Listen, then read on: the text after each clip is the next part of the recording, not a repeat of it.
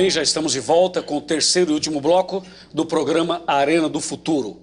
Hoje estamos estudando sobre o sexto mandamento, não matarás. E debatendo comigo esse assunto, estão aqui dois pastores convidados, pastor Rafael Rossi, que trabalha em todo o estado de São Paulo, e pastor Raimundo Gonçalves, que trabalha na região de Campinas.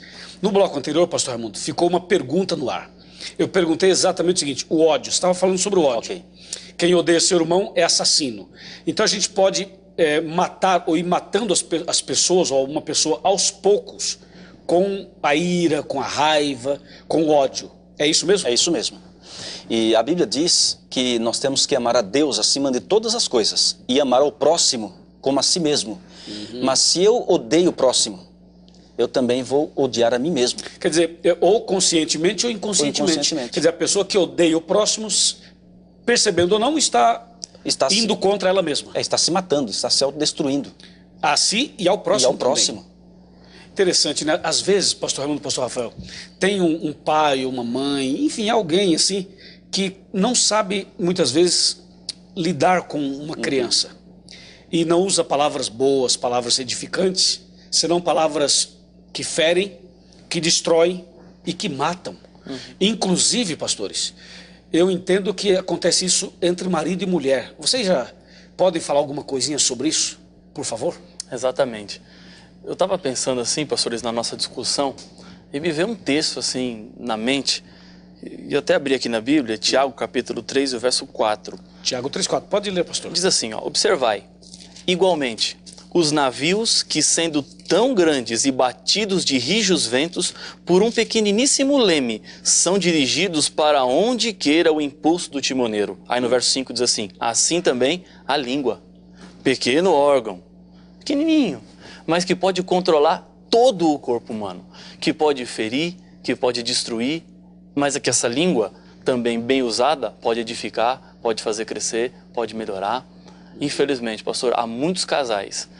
Eu até outro dia brinquei com uma pessoa dizendo assim, parece que alguns, quando foram no cartório, ao invés de estar diante do juiz de paz, foram na frente do juiz da guerra. Uau. Porque o casamento é um eterno conflito, brigas, e um acaba com isso destruindo e vai matando o outro. Sufocando, literalmente. Não é um sufocamento com a mão, mas é um sufocamento com a vida e que o outro vai morrendo aos poucos, vai psicológico, minguando, né? Vai minguando. É psicológico. Ou seja, e isso é terrível, né? E a morte, esse não matarás, ele se desmembra em coisas assim, que quando nós vamos mais nos aprofundando, nós vamos ficando impressionados. Com a profundidade essas duas palavrinhas nos levam a tantas coisas que envolvem a vida do ser humano, o dia a dia, o cotidiano, até o relacionamento marido e mulher. Verdade. Na questão dos filhos, pegando um gancho do comentário dele, na questão dos filhos, a maioria dos problemas na fase adulta começa na infância. E palavras duras, né? Você é um burro, você é um jumento, você não presta para nada. Você não vai ser nada nessa vida. Criança não tem o conceito daquilo que é verdade ou mentira. Tudo que você fala para ela é verdade. Então, se você fala para ela que ela não presta, ela fala, eu não presto. Ela vai crescer assim, né? É, desse jeito. Muito então bem. Mata, né? Pastor Rafael e pastor Raimundo, o tempo passa rápido. Eu tenho uma pergunta a vocês. Vamos começar pelo pastor Rafael. Pastor Rafael, Caim matou Abel. Moisés matou um homem. Saulo participou diretamente da morte de um servo de Deus. Como é isso? Assassinos também podem ser salvos? Ou ex-assassinos? E assassinos também podem se perder? Fale-nos sobre isso. Bom, o assassinato, ele é algo muito violento, muito cruel, muito brutal. Embora e a quebra do mandamento. Choque a cada um de nós, o assassinato traz consequências para ambos os lados. Para aquele que comete o assassinato e para a família daquele que foi assassinado. É algo triste, é algo complicado, é algo difícil. Eu tenho assim, um tio, marido da minha tia, irmã do meu pai, ele estava saindo do banco há uns 4, 5 anos atrás. E ele foi assaltado e no assalto o ladrão achou que ele ia reagir e ele foi assassinado dentro do carro dele. Foi algo assim muito triste, deixou 2 filhas, uma adolescente, um pouquinho mais nova. Acaba abalando a família toda. A família fica abalada, fica desestruturada, fica desorganizada. Mas pastor, embora isso seja forte e chocante, o perdão de Deus alcança também os assassinos. Amém. Caim, pelas evidências bíblicas, não se salvou, não porque cometeu assassinato, porque não se arrependeu, porque não voltou-se a Deus. Você acha que tocou no ponto chave. Diferentemente de Moisés, diferentemente de Saulo, que depois transformou-se em Paulo, que cometeram assassinato sim, mas que souberam voltar, que reconheceram seu erro, buscaram o perdão e Deus os restaurou. Diferentemente do Caim. Se Caim, após o assassinato, tivesse arrependido, tivesse procurado Deus em perdão, eu acho que as coisas na vida de Caim seriam completamente diferentes da maneira e da forma como foram. Eu quero dizer o seguinte, pastor Luiz, que embora seja tão violento, tão duro, tão forte o assassinato, há perdão para os assassinos. Amém. E eu sei que nesse momento existem pessoas nos assistindo em penitenciárias, em cadeias. Existem pessoas aí que tiveram essa experiência e agora estão nos assistindo e essas palavras foram um alento. Pastor Raimundo, pastor Rafael falou sobre Saulo, Moisés e Caim. Mas e a pena de morte? Rapaz, essa aqui essa te peguei. Forte, essa forte. Eu joguei na arena. E a pena de morte? Você sabe que nos Estados Unidos e outros países tem pena de morte. Saddam Hussein passou por isso. A pena de morte é complicado isso, né? Isso é muito relativo, sabe por quê? Nós não podemos saber até que ponto a pessoa ultrapassou os limites da misericórdia ou da iniquidade. Agora, pastor Raimundo, você acha que um sou governante pode tirar a vida de uma pessoa? Não, na minha opinião, não. Por mais errado que esteja, errado que esteja a pessoa, né? Para Deus não existe caso perdido. Imagina você estar andando na rua e falar assim, bom, aquele camarada matou não sei quem. Aí você pega e fala, vou resolver esse problema agora. Na Bíblia nós encontramos muitas vezes Deus, entre aspas, matando. Né? Mas quando ele ordenava a morte nas guerras, ou em alguns casos assim individuais, é porque a pessoa já tinha ultrapassado os limites do alcance da graça de Deus. Ela já estava espiritualmente morta. Já estava espiritualmente morta. E é Deus, né? É Deus. Quando Deus age é diferente. É diferente. É a mesma coisa, você tem uma caixa cheia de laranjas, no meio tem uma podre. Certo. Então o que vai fazer com essa podre?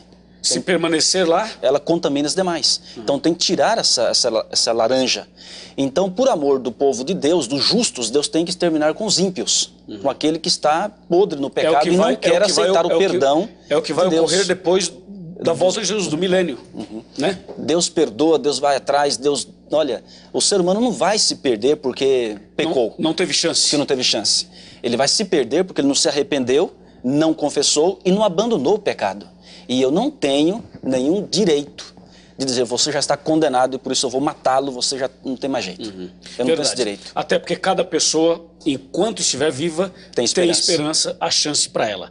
Pastor Rafael, pastor Raimundo, um soldado, um policial que é cristão, ele, pela função, por uma situação de guerra, por uma situação de assalto, um confronto, é complicado também, né, pastor Rafael? É complicado. Pastor, deixa eu só dar um testemunho aqui. Eu tenho alguns amigos policiais e converso com eles. E eles são treinados, os policiais. São treinados não para matar. Eles são treinados para coibir, para inibir. E para preservar a vida. Para preservar a vida. Agora, quando um policial, no exercício da sua função, usa do seu revólver para coibir, para inibir, e o indivíduo que estava do outro lado falece, nós não podemos enquadrar diretamente no contexto condenatório do mandamento. Claro. Porque ele está ali para preservar a vida. Para segurança. Para segurança, para preservar a vida. E outra, o policial, a primeira alternativa dele não é matar. Claro que não. A primeira alternativa dele é sempre inibir, coibir. Tanto que os policiais, quando atiram, primeiro é na perna, é na mão, em regiões assim que não vão acabar com a vida do indivíduo, mas que vão inibir a ação que ele estava cometendo. Para depois conduzi-lo para uma recuperação. Exatamente. Ou seja, o policial que está no exercício da sua função, é possível ele ser cristão e ser policial, mas ele tem que usar sempre da sua função, da sua responsabilidade, com muito temor, com muita sabedoria de Deus e fazer sempre as coisas do procedimento certo. Verdade. E pastor... Deus sabe, né, pastor Luiz, pastor Rafael, Deus sabe também das intenções do coração desse profissional, desse policial. Claro. No momento que ele quer matar, porque ele quer matar. Sim, exatamente. A grande raiz do pastor Raimundo tocou é o coração. É o coração. É quando eu saio para matar alguém que eu quero matar. É a razão. Sim. O que está por trás disso. É a razão que está por trás. Não é o ato em si. Não é o ato em si. Pastor Raimundo, olhando para essa câmera, você está olhando para os nossos amigos do Arena, um recado, uma mensagem sua, em 30 segundos, para a gente encerrar. Meu amigo, você não está assistindo este programa por acaso. Eu creio plenamente na providência divina. Foi Deus que lhe colocou aí, nós aqui, estamos juntos, estamos na sua casa, na sua sala, para dizer que há esperança para você. Eu não lhe conheço, não sei quem você é, mas Deus sabe. Deus sabe das suas lutas, das suas dificuldades, sabe se você já transgrediu este mandamento ou qualquer um outro mandamento. Ele sabe se você está com a sua consciência culpada e pensa que não há mais solução para você. Mas eu digo uma coisa, a palavra de Deus nos ensina que há solução, há perdão, há vitória, porque você é filho, você é filha de Deus. Você foi criado à imagem e semelhança de Deus e você foi comprado pelo seu sangue. Nunca, nunca se esqueça disso. Ele te ama muito e tem um plano na sua vida. Amém. Muito obrigado, pastor Raimundo, por sua presença. Obrigado. Pastor Rafael, a mesma coisa, 30 segundos falando com o nosso amigo. O mandamento fala do amor à vida. Porque Deus ama a vida. Deus, em sua essência, é amor. Nós tocamos em vários assuntos e vários pontos e talvez alguns deles tocou em você, chegou no seu coração. Você fez uma análise em sua vida e percebeu que algumas coisas aconteceram ou estão acontecendo da forma como Deus não quer ou como Deus não gostaria que acontecesse em sua vida. Deixa eu lhe dizer uma coisa. Hoje é o momento de retorno.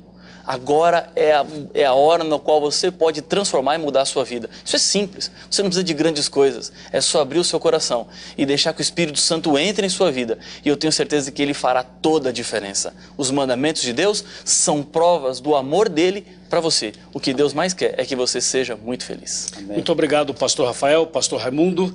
Nós vamos continuar um pouquinho mais com você, uns 3 minutinhos, para fechar esse bloco. Eu convido você agora a sentar comigo nessa cadeira e é aquele momento em que eu estou mais perto de você e conversamos, falamos de coração para coração.